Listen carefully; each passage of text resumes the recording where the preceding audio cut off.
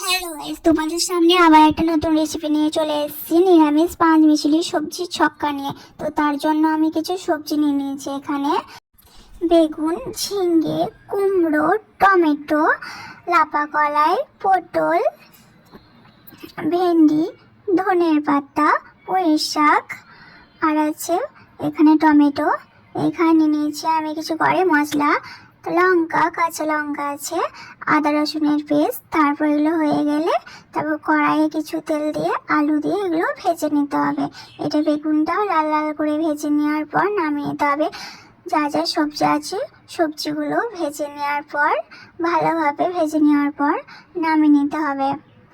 তারপরে আমি এখানে নিয়েছি কলাইয়ের বড়ি, লাল লাল করে কলাইয়ের বড়িগুলো ভেজে নিয়ে সব সবজিগুলো ভালোভাবে ভেজে নেওয়ার পর লাল লাল করে নামিয়ে নিতে হবে।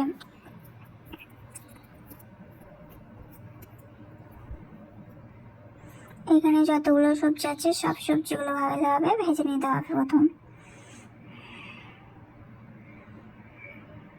তারপরে কড়াইয়ে আমি কিছুটা তেলটা ভালোভাবে হয়ে গেলে এখানে শুকনো লঙ্কা, তেজপাতা, গরম মশলা আর পাঁচফোড়ন দিয়ে ভালোভাবে নেড়ে চেড়ে লাল লাল হয়ে গেলে তারপরে সবজিগুলো দিয়ে দিতে হবে।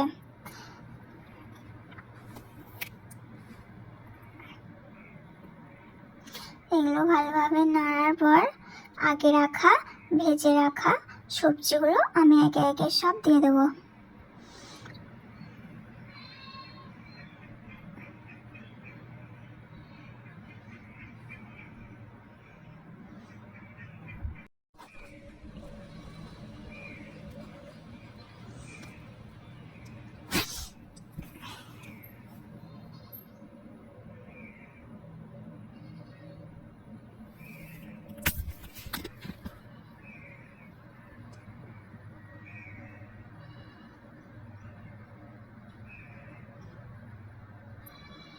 একটু নাড়াচাড়া করে নেবো ভালোভাবে।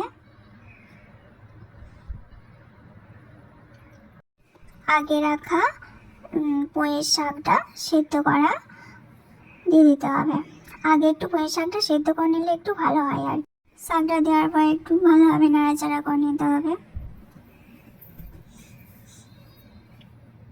তারপরে আগে রাখা কলাইয়ের বড়িগুলো দিয়ে দেবো।